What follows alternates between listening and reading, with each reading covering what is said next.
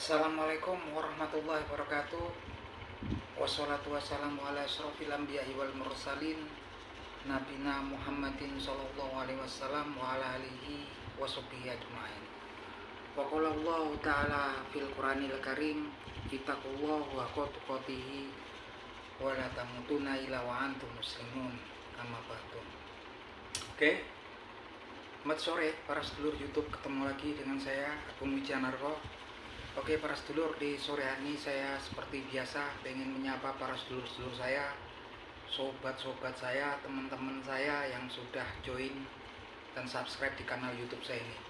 Jadi teman-teman, seperti biasa di sore hari ini saya ngajak teman-teman untuk ngobrol santai seputaran hal-hal yang bersifat religius, teman-teman. Jadi teman-teman, di dalam terminologi agama Islam, dan kalau teman-teman buka kitab suci Al-Quranul Karim, tentunya teman-teman nanti kalau sering baca-baca Al-Quran gitu kan, akan menemukan terminologi orang-orang yang beruntung, muflihun, ataupun orang-orang yang rugi, khosirun.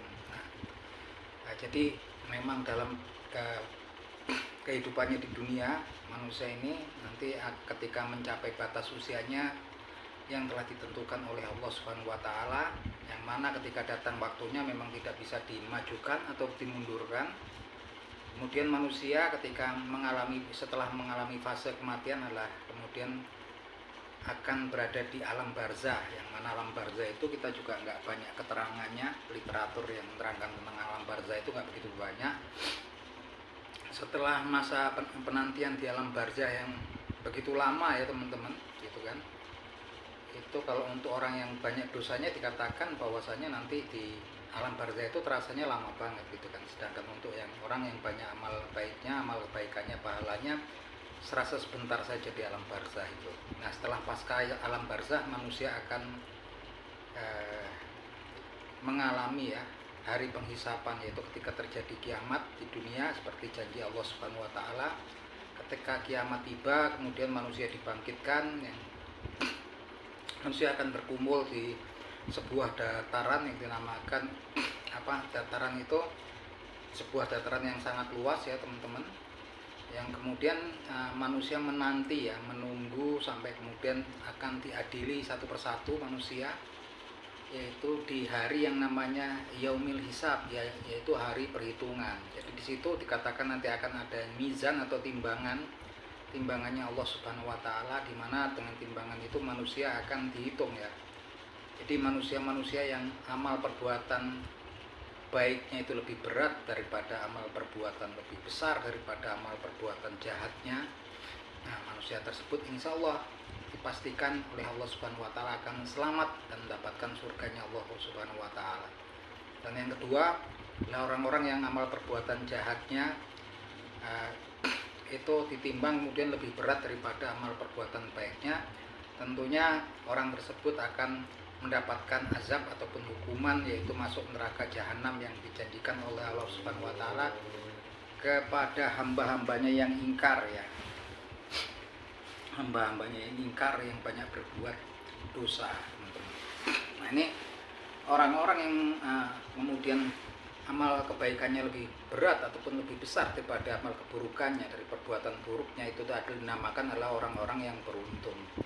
Sedangkan di sisi lain, orang yang amal perbuatan jahatnya, yang perbuatan jahatnya lebih besar, lebih berat daripada timbangan amal perbuatan baiknya, itu adalah dikatakan orang-orang yang merugi ya teman-teman. Jadi di Al-Quranul Karim ini banyak kita temukan tentang definisi orang-orang yang beruntung, orang-orang yang merugi. Di hari ini coba kita akan bahas beberapa ayat yang berkaitan menceritakan tentang orang-orang yang merugi itu seperti apa sih gitu kan. Nah, ini di Al-Quranul Karim, di salah satu surat, salah satu ayat di Al-Quranul Karim yang bunyinya sebagai berikut. A'udzubillahi minasyaitonirrajim. Bismillahirrahmanirrahim. Ya ayyuhalladzina amanu la tulhikum amwalukum wala auladukum an zikrillah faman zaf'al dzalika faulaika humul khasirun. Artinya sebagai berikut: dengan nama Allah Subhanahu wa taala yang Maha Pengasih lagi Maha Penyayang, Ya ayyuhalladzina amanu. Nah, ini suatu panggilan seruan kepada orang-orang yang beriman. Gitu kan? Ya ayyuhalladzina amanu. Jadi yang dikasih peringatan ini ya kayaknya orang-orang yang beriman, yang mungkin yang musyrik dan orang yang kufar atau kafir juga nggak dapat ini, karena memang sepertinya nggak termasuk dalam panggilan di sini ya, peringatan ini yang diperingatkan khusus orang-orang yang beriman nih. Ya ayyuhalladzina amanu, wahai orang-orang yang beriman, la tulhikum amwalukum wala auladukum an zikrillah. La tulhikum amwalukum wala auladukum an zikrillah.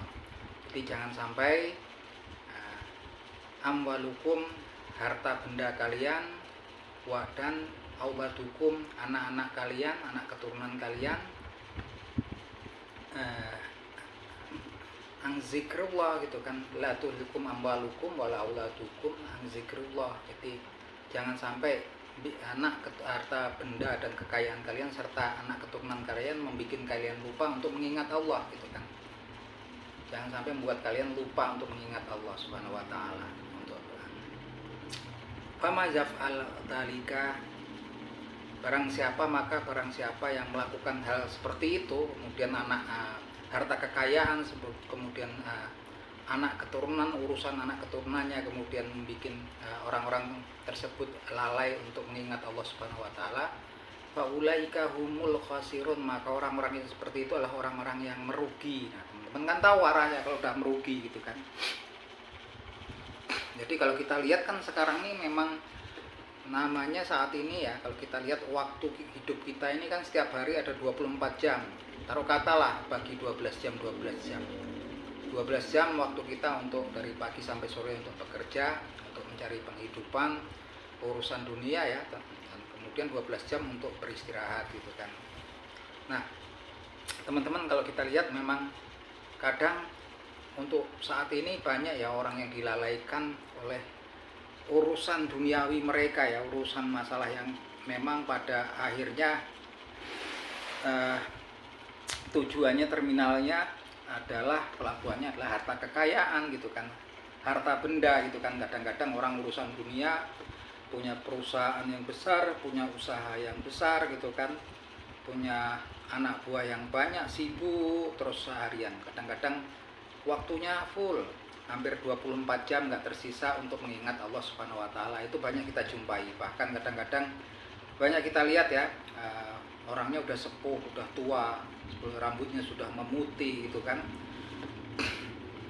Udah tua, rambut memutih, sebagian giginya juga sudah ompong, tapi masih sibuk saja dengan urusan duniawi, urusan masalah harta benda dan kekayaan. Ini banyak sekali ya, mungkin di sekitar kita bisa lihat. Begitupun juga kalau dikaitkan dengan anak keturunan. Kita kan sekarang juga banyak yang orang-orang notabene, orang memang udah secara finansial, kekayaan, harta kekayaan, jabatan mereka juga sudah pernah mempunyai jabatan kekuasaan yang besar, dan ketika fasenya sebetulnya sepuh, lebih banyak mendekatkan diri kepada Allah Subhanahu wa taala, karena memang batas usia manusia itu kan memang terbatas ya, ada batasannya. Kita sering lihat ya, mungkin pejabat ataupun petinggi di negara kita masih sibuk mengurusi anak keturunannya agar bisa melanjutkan kekuasaan ataupun merengkuh jabatan ya, dan pada akhirnya memiliki kekuasaan di negeri kita ini. Kita bisa lihat ya,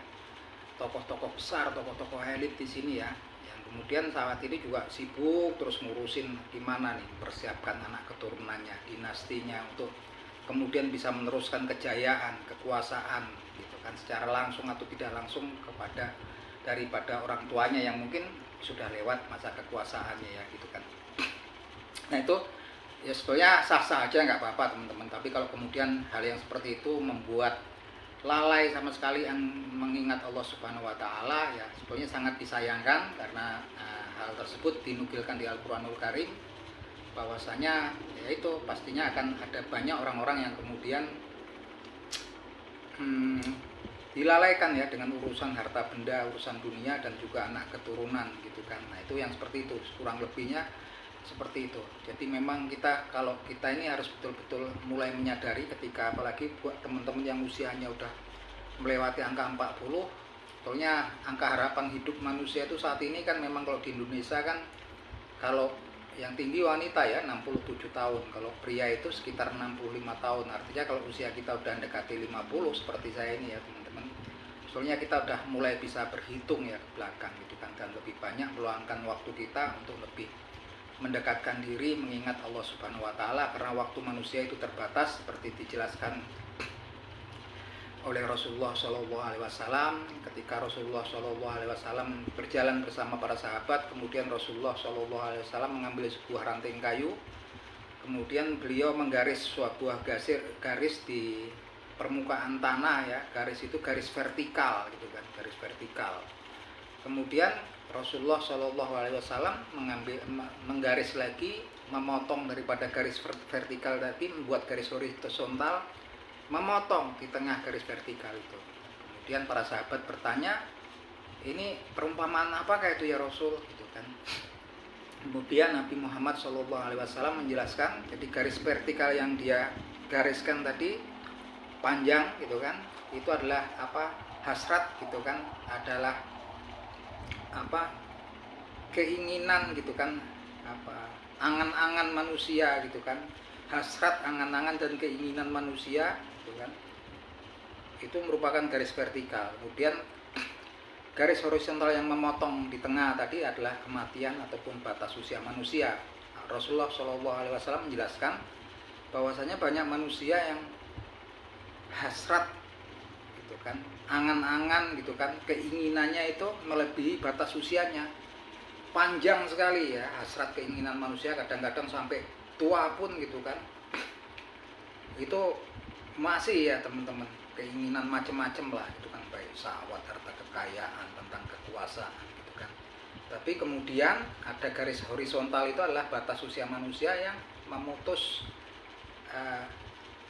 kehidupan manusia di dunia, itulah kematian gitu kan. Jadi dari sini kita bisa belajar, artinya memang manusia itu memang dianugerahi nafsu salah satunya juga.